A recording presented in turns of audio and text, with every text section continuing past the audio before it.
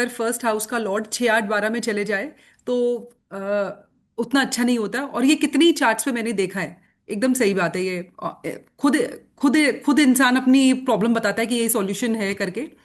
तब ये प्रॉब्लम है।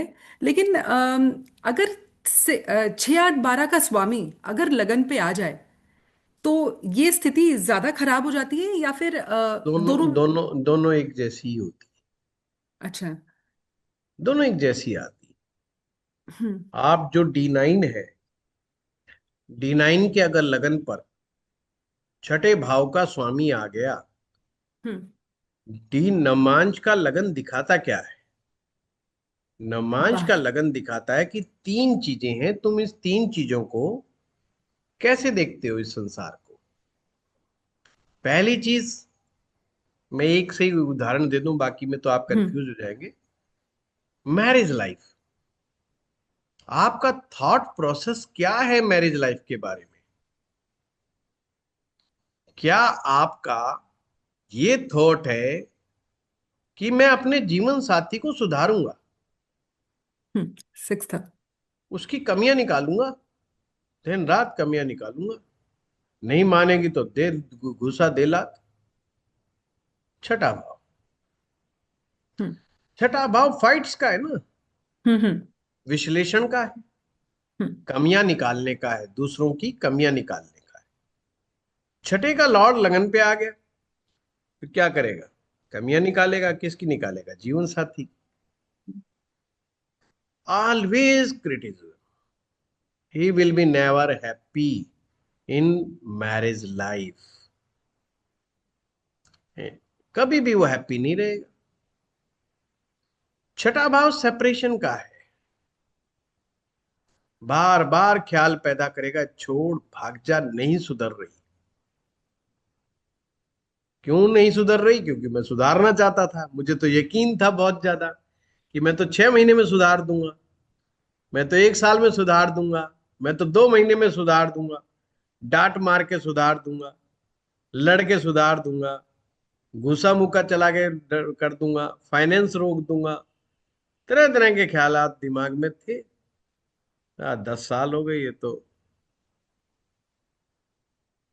कुछ भी नहीं हो रहा है यहाँ तो। उसके ऊपर कोई असर नहीं। जब आदमी कमजोर फील करता है तो घर से भागता है कि भागो, यहाँ तो तुम फेल हो गए। उसकी ईगो हर्ट हो गई। सारा खेल ये है। लग्नेश छठे में चला गया, लग्नेश में छठा चला गया तो मतलब बिना मतलब का विवाद, अच्छा। अननेसेसरी बातचीत, मौके बेमौके, जिसकी कोई आवश्यकता नहीं। वो हरकतें कर रहा है व्यक्ति जिसकी आवश्यकता है ही नहीं।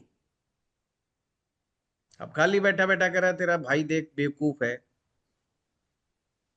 तेरा बाप देख, तेरी माँ देख, तेरा फलाने वाला रिश्तेदार देख। ये खाम खाई की हरकतें होती कि नहीं? अब क्या मतलब तुझे उस चीज से? हम्म। है क्या करना है तुझे उस चीज से? तेरे भाई ने अपने पड़ोसी के पैसे नहीं दिए, अब भाई तेरे को क्या लेना देना? पड़ोसी तेरे पास हाथ जोड़ के आ रहा है कि पैसे नहीं दिए। कोई खबर उसको लग गई ससुराल की और वही लेकर के अपनी वाइफ को तंग करना। अब भाई क्यों तंग कर रहा है तू? तेरा संबंध इस महिला के साथ हुआ है, तेरा फोकस इसकी तरफ होना चाहिए। तू इसको अच्छे तरीके से सुख कैसे दे सकता है? ये तेरे साथ बंधी हुई है, इस बंधन को तू अच्छे से कैसे निभा सकता है? तेरे को इस बात पे विचार करना चाहिए, ना कि तेरे को इस बात पे विचार करना चाहिए कि इसके पीछे कमियां क्या है। तो बस वही गलतियां जो है ये कर देते हैं। हम्म। 8वें में है तो हम नहीं बताएंगे, मैं नहीं बोलूंगा मैं क्या चाहता हूं अपने मैरिज से। सिंपल बात। हम्म। पति पत्नी बात ही नहीं करते, वो चाहते क्या है एक दूसरे से। अगर नवमांश के लगन का संबंध 8वें से हो जाए या अष्टमेश का संबंध लगन से हो जाए। लगन से। नहीं बताएंगे क्या चाहते हैं। 3 साल बाद में एक बात कहेंगे कि मैं ये चाहता था। तो 3 साल क्यों बर्बाद किए भाई तूने? यही बात ये बोल देता, भाई मुझे सुबह चाय 2 बार चाहिए, तो साला झगड़ा ही खत्म हो जाता। हम्म। पर नहीं, रामलाल की वाइफ उसे सुबह 2 बार चाय पिलाती है। मैं भी सोचता था कि मुझे भी मेरी वाइफ 2 बार चाय पिलाए। इस बात को कहने के लिए अगले ने 3 साल खराब कर दिए। और अंदर ही अंदर कुड़ रहा, अंदर ही अंदर परेशान हो रहा है कि यार बीवी ठीक नहीं आई, बीवी ठीक नहीं आई। पर बीवी को बता तो दे मैं चाहता क्या हूं। हम्म। सेम महिलाएं होती हैं, वो नहीं बताती साहब हमें क्या चाहिए। जब पति अपनी पत्नी से और पत्नी पति से ट्रांसपेरेंसी से नहीं बात कर सकें, सीक्रेट्स रखें अपने मन में। जो माँ अपने बच्चे को कह रही है बेटा मैंने तेरे बाप को नहीं बताया ये बात, मैं चुपके से तुझे अलग से दे रही हूँ, है तेरा बाप तो कसाई कितने। है और मैं तो तेरी खास मम्मी हूँ, तो मैं तुझे दे रही हूँ। बस वो बच्चे को भी खराब कर रही है, खुद का घर भी बर्बाद कर रही है। जिस पति पत्नी में ट्रांसपेरेंसी है, एक दूसरे के प्रति वार्तालाप है, एक दूसरे से सच्चाई से साफ गोई से बातचीत है, नॉर्मल माइंडसेट है, ये मान के चलना भाई महिला भी गलती करेगी और पुरुष भी गलती करेगा। ऐसा क्यों मान लेते हैं कि हम गलती नहीं करेंगे? गलती तो करेंगे ना। हम खुद को तो कह देते हैं हम्म। भाई क्या करें, इंसान गलतियों का पुतला है। पत्नी को वो तो नहीं कहते कि भाई ये भी बेचारी गलती गलतियों की पुतली है, वो तो नहीं कहते हम। बस वो लड़ाई सी बात की है, दोगलापन, इसे ही दोगलापन कहते हैं। हम्म। दोगले आदमी हमेशा दुखी होते हैं, चाहे औरत हो चाहे मर्द हो। है हमारे राजस्थान में कहते हैं लेने के बाट अलग, देने के बाट अलग। बाट कहते हैं वजन तोलने वाले। लेते समय इस बाट से लूंगा, देते समय इस बाट से दूंगा। तो ऐसे आदमी सदा दुखी रहते हैं। तो ये जो चारू जी जो है, जब भी लगन का संबंध 6 8 12 से होगा तो शादी से संबंधित मामलों में ये लोग महा गलतियां करते हैं। हम्म। और मैं उसे एक लाइन में करेक्ट। कह देता हूं कि ये लोग मैरिज को ही नहीं समझ पाए कि मैरिज हाँ। चाहिए। तो ये कि उसकी काउंसलिंग होनी चाहिए। हम्म। ज्योतिषी से कोई व्यक्ति काउंसलिंग की उम्मीद नहीं रखता, ये सबसे बड़ा ड्रॉबैक है। ज्योतिषी से वो कहता है जी बटन दबाएगा और बल्ब जला देगा, बस वो चक्कर जो है उसको खराब कर देता है। नहीं, इसकी काउंसलिंग होनी चाहिए और प्रॉपर तरीके से काउंसलिंग होनी चाहिए। उन्हें समझाया जाना चाहिए कि भाई देख ऐसा है, तेरी कुंडली में ये दिक्कत है, तू बेवकूफी करेगा, तेरे को उन चीजों से बचना चाहिए। अगर वही व्यक्ति कह दे मेरे ससुराल से बढ़िया तो कोई ससुराल ही नहीं है, मेरे जाते ही कम से कम एक कप चाय तो पिला ही देते हैं अगले, ये कहने की क्या जरूरत है कि बिस्कुट नहीं दिया था, नमकीन नहीं दी थी। सही या है। मैं 1 दर्जन केले लेके गया था, पट्टे ने 100 रुपए दे दिए, मैं 70 रुपए के तो केले ले गया, 50 रुपए का किराया लगा दिया। है इधर मैं केले लेके गया, तेरे बाप ने ये नहीं दिया, तेरे भाई ने ये नहीं दिया। भाई बकवास करने की क्या जरूरत थी? ये बातें जवान बच्चे को समझ में आनी चाहिए। और कोई समझाएगा तो सही, यही बातें समझाने वाले कोई है नहीं आज के टाइम में, इसलिए खाम खाई की लड़ाइयां बहुत हो रही हैं बेमतलब की। दूसरा, लड़कों में दिलचस्पी ये रहती है तेरा कितने अफेयर थे, गिनवाने बैठा है। फिर हाथ हार्ट पे रख करके कह रहा है मेरे हार्ट अटैक आने वाला हो रहा है। बस पंगा तो तूने लिया था, पूछा ही क्यों? अब वो भी कोई स्ट्रेट फॉरवर्ड आ गई तो बम मार देगी दे करके, फिर क्या करेगा? फिर कहेगा हाय रब्बा मर गया, मैं हूं की करा। वो करा के पंगा ही तूने, स्टार्ट तो तूने ही करा था। ये गेम खेलने की तुझे जरूरत क्या थी? तो झूठ की बिसात के ऊपर जब हम अपने मैरिज को रख करके चलते हैं तो फिर दूर भी, दर्द भी हमें होगा ही होगा। फिर हम हमें क्यों लगता है कि हम क्यों फंस गए? हम्म। पंगे तो हम ही ले रहे हैं। गुरुजी एक बार लेकिन 12th बहुत हाउस का भी प्यारा, बता देना। बहुत प्यारा सूत्र है हाँ। ये। नमांश कुंडली का जब मुझे पता चला था, आई एम सो सरप्राइज्ड। हम्म। लोग अपनी अपनी कहानियां कहते रहते हैं, और मैक्सिमम कहानियां 90% से ज्यादा बेवकूफी भरी कहानियां होती हैं। बेवकूफी में अपना घर बर्बाद कर बैठते हैं, क्योंकि उन्हें लाइफ की क्लैरिटी नहीं होती। वो इतने भी क्लियर नहीं होते हैं कि उनको वाइफ से क्या चाहिए। उनको वाइफ चाहिए, नौकरानी चाहिए, क्या चाहिए, कमाऊ पूत चाहिए, मतलब कमा के लाके देने वाली चाहिए। क्लैरिटी नहीं है उनके पास। कमाऊ पूत चाहिए तो भाई चाय बना खुद, रोटी बना तू खुद, बैठा रहे चुपचाप, वो आएगी 10 बजे रात। पर क्यों बी बी बी बी कर रहा है? फिर क्यों एक्टिंग कर रहा है, क्यों ड्रामा कर रहा है? वही दोगलापन। हम्म। अजी पैसा नहीं दे रही मुझे, 1 लाख रुपए महीने कमाती है, क्यों देगी? क्योंकि ब्याह तो उसने इसी चक्कर में करा था कि भाई 1 लाख रुपए महीने कमाती है। अब वो दे नहीं रही। तो महिला नहीं देती भाई, उसकी कमाई उसके बच्चों के लिए, पति के लिए नहीं है। एकदम सही ये है। ये बात अगर जवानी में समझ में आ जाए तो साले का दुखी ना हो। करेक्ट। फिर सिंपल ग्रेजुएट लड़की ना कमाने वाली भी उसको बहुत अच्छी लगने लगेगी। उसको, भाई साहब जब देना ही नहीं है इसने मुझे, तो साला मैं चक्कर में भी क्यों पड़ूं? समझो बात को। दे दे तो तुम्हारी खुशकिस्मती, तो उसे बोनस समझो, उसे अपना हक मत समझो। हम हक समझ लेते, कमा रही है तो देगी, तो भाई नहीं देगी वो है? अच्छा, अब हमारे जैसा आधा बूढ़ा, वो तो इन चीजों को समझता है, तो दुनिया देख ली।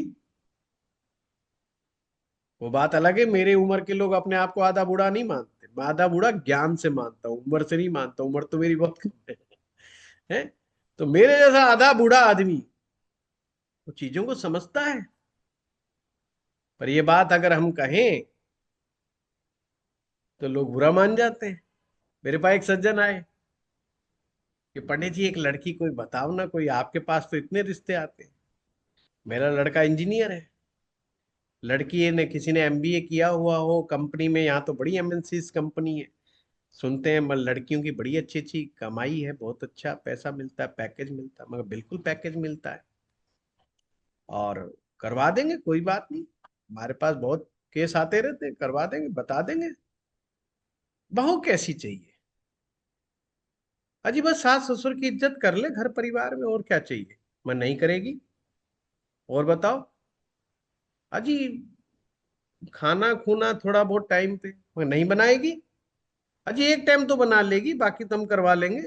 भाई नहीं करेगी? अजी फिर क्या करेगी? नौकरी करेगी। अजी चलो आए गए की तो रिश्तेदारों की तो कुछ इज्जत कर लेगी, नहीं करेगी, घुसने ही नहीं देगी। अरे ऐसे कैसे होगा? ऐसा ही होगा। भाई 1 लाख रुपए पैकेज वाली तुम्हें चाहिए, महीने में 1 लाख रुपए कमाने वाली क्यों घुसने देगी? ना बताना। होटल बना रखा तुमने? होटल है क्या? तेरी बीवी अगर तैयार है बुढ़ापे में पूरा काम करने के लिए, खाना बनाने के लिए, नौकरों से काम करवाने के लिए, तो भाई ले आ। संडे के दिन 11 बजे उठेगी, सुन ले मेरी बात। टोक नहीं सकता, ये नहीं पूछ सकता भी क्या चक्कर क्या है। दारू पिएगी, भाई पिएगी, छुप छुप के पी लेगी, तुम लड़ोगे तो। नहीं, तुम्हारे सामने बैठ के पी लेगी, क्योंकि उसकी एमएनसी कल्चर में चलता है, तुम्हारे साथ नहीं चलता है। तुम आए पीछे से राजस्थान से, हैं? इतने इतने घूंघट देखे तुम लोगों ने, बहू एमबीए पास चाहिए, नींव ही गलत रख दी। आपने बुनियाद ही गलत रख दी है। तो बताओ ऐसे सास ससुर परेशान होंगे कि सुखी होंगे कि दुखी होंगे? डिमांड ही गलत करके बैठे हुए। हम्म। डिमांड को तो पहचानो, चाहिए क्या? मैं एक ही बात कहता हूं, अगर तुम्हें शांति चाहिए, प्रेम चाहिए, तो ऐसा परिवार खोजो जिस परिवार में भक्ति होती हो, जिस परिवार में संस्कार होते हो। पैसा मत देखना, पैसा वहां मत देखना, तुम्हें चाहिए क्या। अगर ये क्लैरिटी हमारे पास हो जाए तो बहुत सारी समस्याएं खत्म हो जाए, बहुत सारे झगड़े खत्म हो जाए। ये सास ससुर के और बेमतलब के झगड़े खत्म हो जाए। फिर लड़कियां कहती हैं जी निकालो मेरे सास ससुर को घर से बाहर, मैं आऊंगी नहीं, मैं तो थैला ढा के चलती हूँ, आऊंगी ही नहीं तुम्हारे पास। तुम्हारे सास ससुर खराब है। अब लड़के को बात बुरी लगती है कि मेरे माँ बाप कैसे बेकार है, नहीं आती। तो कई जगह नींव कमजोर कर देते हैं, पर आपका फिर प्रश्न होगा, क्या ये बात ऑलरेडी कुंडली में इंडिकेट होती है हम्म। कि हमारे साथ 101% इंडिकेशन होता है? होता ही उनके साथ है, उनके हम्म। कुंडली में ये होता है, और गलतियां वो करते हैं। पर अगर हमें पता लग जाए कि ये गलती है, तो इस गलती को सुधारा जा सकता है। ये चीज है। एकदम सही है गुरुजी। गुरुजी, तो फिर हम ये कह सकते हैं कि अगर शादी के पॉइंट को ही अगर हम D9 चार्ट में देखें तो 6 8 12 की दशाएं जब भी आती हैं तो क्या ये शादी में समस्या लेकर आती है? बिल्कुल लेके आती है, हम्म। हम्म। 101% लेके आती है। क्योंकि 12th हाउस की दशा भी सेपरेटिव तो होती है पति पत्नी छह के। तीसरे भाव की दशा, छठे भाव की दशा, आठवें भाव की दशा, 12वें भाव की दशा, ये हम्म। चार भाव ऐसे हैं जिनकी दशाएं सेपरेटिव होती हैं। राहु की दशा, हम्म। मंगल की दशा, शनि की दशा, तीन ये सेपरेटिव प्लैनेट्स दशाएं होते हैं, हैं। हम्म। ये भी सेपरेटिव होती हैं। हम्म। तो सेपरेटिव का मतलब है लड़ाई। लोग सोचते हैं सेपरेटिव होना अलग थलग हो जाएंगे। ठीक लड़ाई, है, हाँ। लड़ाई। भाई हम्म। लड़ाई किस लिए कर रहे हैं? सेपरेट होने के लिए तो कर रहे हैं, हम्म। है ना। तो पर उनको पता नहीं होता हम लड़ किस लिए रहे हैं। हम्म। देखो हमारे बड़े भारतीय मासूम लोग होते हैं, उन्हें पता नहीं होता कि लड़ किस लिए रहे हैं। लड़ तो बेचारे रहे होते अलग हो जाए। हम्म। अब अलग होने का कोई फार्मूला है नहीं इनके पास, हम्म। क्योंकि इन्होंने देखा नहीं अपने माँ बाप को अलग होते हुए। तो उनको फार्मूले का आइडिया नहीं। बाहर तो होते तो फटाफट हो जाते, 2 मिनट में हम्म। ले ला करके साइड में। ठीक है ना, तो ये चीज है। हाँ जी। और गुरुजी, ये 7th हाउस में राहु और केतु दोनों का D9 चार्ट में बैठना खराब है देखा जाए हाँ तो, या दोनों में बिल्कुल। से कोई के भी पाप करे, कोई भी कोई भी पाप पाप? करे, हम्म। सप्तम भाव में चाहे मंगल बैठे, चाहे शनि बैठे, चाहे राहु बैठे, चाहे केतु बैठे, हम्म। या नीच का ग्रह बैठे, हाँ। या वक्री ग्रह बैठे, सब खराब है। D9 चार्ट में भी सेम वही रूल्स। 9 के सप्तम भाव में। हम्म। नहीं, गुरु का बैठना, बुध का बैठना, शुक्र का बैठना खराब नहीं है, अच्छा है D9 में। अच्छा। D9 में, हाँ। D1 में तो सारे ही खराब है। हाँ, आपने कहा था D9 में कुछ डी भी ना नाइन में बैठा तो सारे ही ज्यादा बेटर। खराब है, D9 में ये शुभ ग्रहों का बैठना अच्छा है। अच्छा। हाँ। धन्यवाद गुरुजी।